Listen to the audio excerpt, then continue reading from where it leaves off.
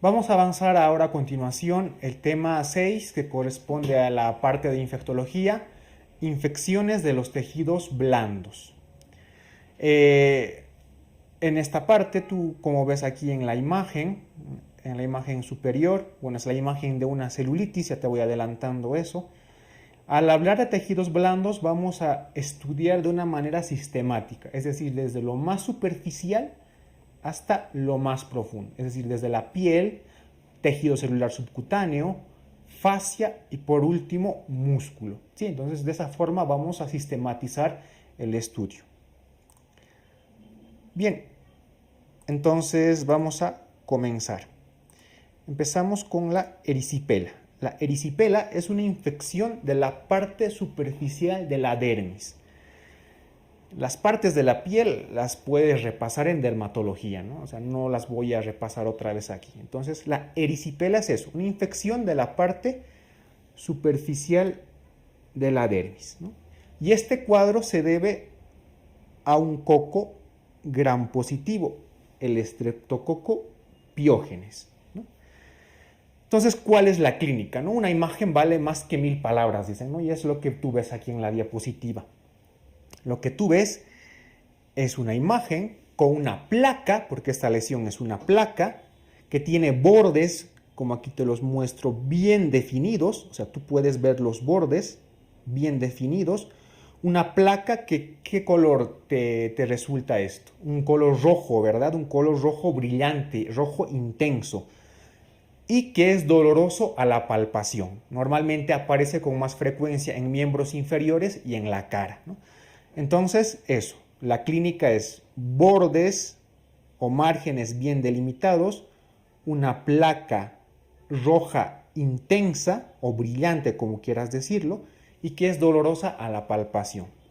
¿Cuál es la bacteria que está en relación con este proceso? El Streptococcus pyogenes, ¿no? Y el tratamiento que vamos a realizar pues es de elección la penicilina o amoxicilina, y en pacientes alérgicos a las penicilinas utilizamos eritromicina. Continuamos con otra infección de los tejidos blandos, la celulitis.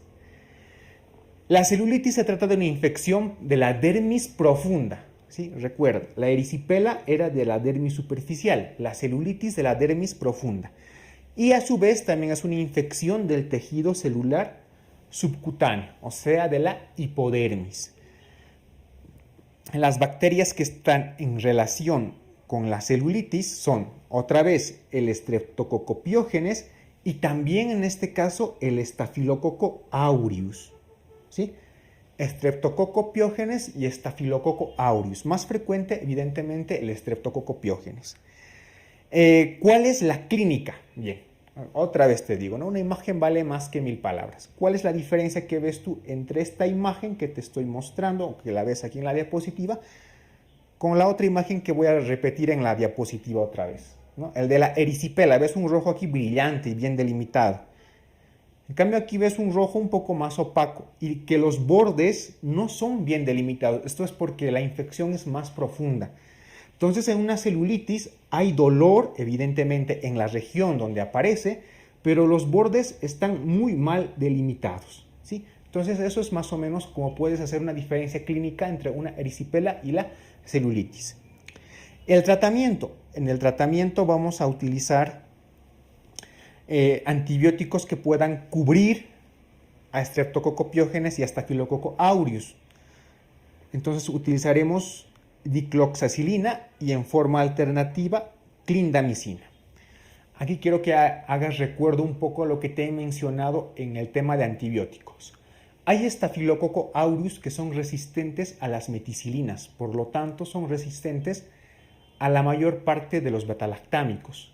Entonces, si estamos frente a una celulitis en el cual hemos descubierto por un estudio microbiológico que estamos frente a un SARM, el Staphylococcus aureus resistente a la meticilina, no utilizamos dicloxacilina, vamos a utilizar directamente vancomicina. Hay unos casos especiales de celulitis que se producen por la mordedura de perros o de gatos y en este caso el tratamiento va a ser amoxicilina más ácido clavulánico. Estas celulitis por mordeduras las vamos a ver más específicamente en el tema que está dentro de infectología, que es mordeduras de animales. Bien, esta diapositiva es importante para que repases las diferencias que hay tanto entre la celulitis y la erisipela. Repasando, la localización de la erisipela es la dermis superficial, de la celulitis, dermis profunda y tejido celular subcutáneo. Los signos o la sintomatología. En la erisipela, márgenes bien definidos y un color rojo brillante. En la celulitis, unos márgenes mal delimitados y en algunos casos puede o no haber un exudado. Vamos a continuar con otra infección de tejidos blandos, en este caso una que afecte a la unidad foliculopilosa de la piel, ¿no? Las famosas foliculitis. ¿Quién no ha tenido alguna vez alguna foliculitis, no? Creo que todos hemos tenido y todos más o menos ubicamos más o menos cómo puede ser la presentación clínica de la foliculitis. Nuevamente te repito, el germen que está mayormente implicado con esta patología es el Staphylococcus aureus, ¿sí? Entonces, si hablamos con más propiedad, decimos que se presentan como pústulas con una distribución folicular, ¿sí? Como aquí tú ves en la imagen, ¿no? Son pústulas con una distribución folicular. Las foliculitis crónicas se observan en el acné vulgar, evidentemente, y la foliculitis difusa solamente se observa en dos casos. Una infección por Pseudomonas aeruginosa, en la famosa foliculitis de piscinas, ¿sí? Cuando alguien se sumerge a una piscina que está contaminada o que no está limpia, ¿no? Las piscinas que no tienen mucha cantidad de cloro pueden desarrollar una foliculitis difusa, es decir, por todo el cuerpo. Y en casos más raros se produce por un parásito, la famosa cercariosis cutánea, que está producida por el Strongyloides avium, ¿sí? Entonces, lo más importante, ¿no? La foliculitis está causada por el Staphylococcus aureus. Bien, vamos a avanzar hacia un cuadro más peligroso y más grave, ¿no? Y más profundo dentro de la anatomía. Estamos hablando de la fascitis necrotizante. La fascitis necrotizante es una infección que compromete el tejido celular subcutáneo hasta la fascia que recubre los músculos. ¿Cuál es su etiología? Puede ser de dos tipos. La más frecuente es la monomicrobiana, en el cual está relacionado el Streptococcus pyogenes. La bacteria que causa con mayor frecuencia fascitis necrotizante es el Streptococcus pyogenes, aunque también puede haber una etiología polimicrobiana, bacterias anaerobias, también está incluida la E. coli, Pseudomonas y algunos clostridios. ¿Cuál es la clínica de la fascitis necrotizante? Pues esta es muy importante porque el diagnóstico tiene que ser rápido, porque este cuadro, si avanza en el tiempo, puede ser mortal, ¿no? Por lo siguiente, normalmente el paciente refiere un dolor intenso en la zona donde se está desarrollando la fascitis necrotizante. Por ejemplo, aquí tú ves en la imagen, ¿no? Un pie. Entonces el paciente siente un dolor intenso a nivel del pie. Vamos a dar un ejemplo, ¿no? Por ejemplo.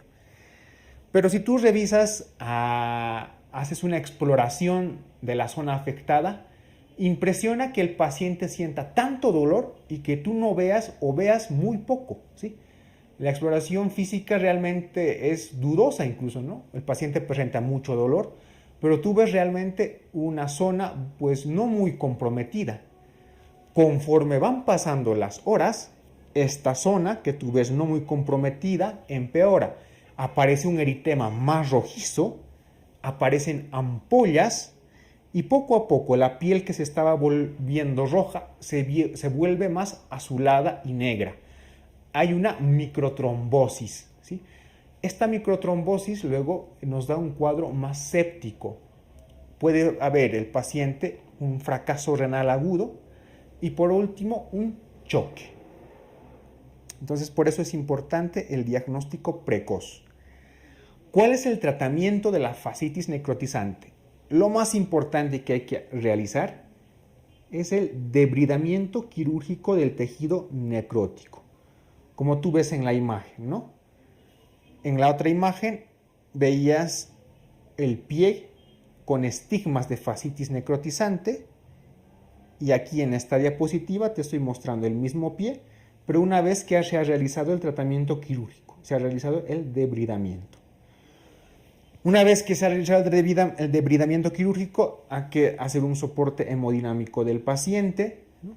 Y realizar el tratamiento antibiótico. ¿Cuál es el tratamiento antibiótico? Penicilina G más clindamicina.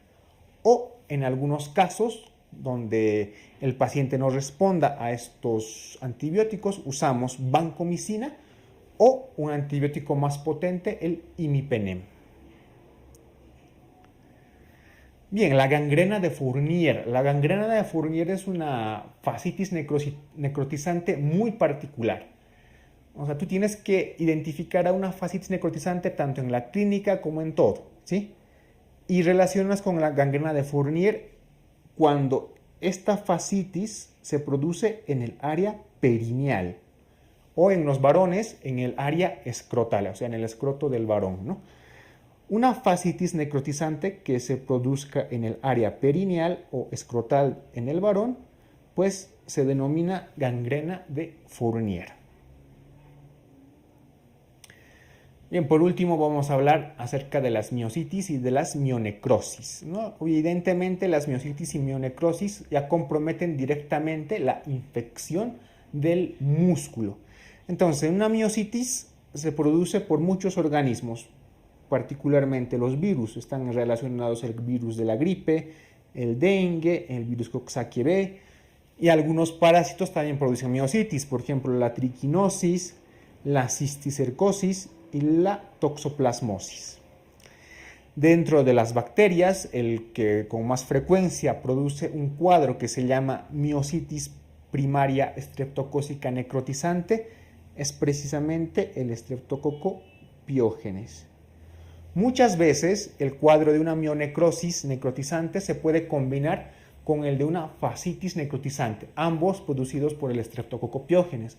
Entonces, en este caso estamos frente a un síndrome tóxico estreptocócico.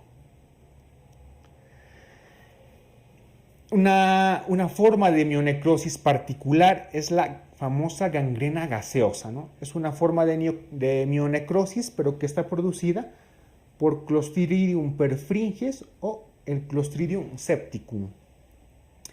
Normalmente se produce por una herida, o sea, se produce una herida y hay una contaminación por Clostridium perfringens. Y en algunos pacientes hay una diseminación espontánea hematógena de la infección, sobre todo cuando hay infecciones por Clostridium septicum.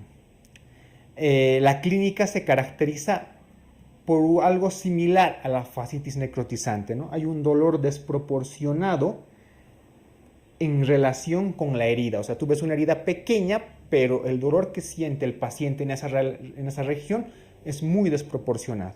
Igual que en la fascitis necrotizante, ¿no? Rápidamente van a aparecer ampollas, hay exudación de la herida. Y lo más característico y lo más importante y lo que tienes que subrayar para diagnosticar una gangrena gaseosa es la aparición de gas. Pero esta aparición de gas, ¿tú cómo la vas a evidenciar? Mediante la palpación. Tú palpas la herida y hay crepitación, ¿sí? Hay crepitación a la palpación. Si tú palpas una herida y hay crepitación, es que dentro de la herida hay la aparición de gas. Y esto es un estigma muy propio de la gangrena gaseosa. ¿Cuál va a ser el tratamiento? Al igual que en la fascitis necrotizante, este es un cuadro grave, ¿sí? Entonces, lo primero que haremos es un debridamiento quirúrgico de la región donde el paciente esté afectado, donde veamos la herida, ¿no? Y posteriormente cobertura antibiótica.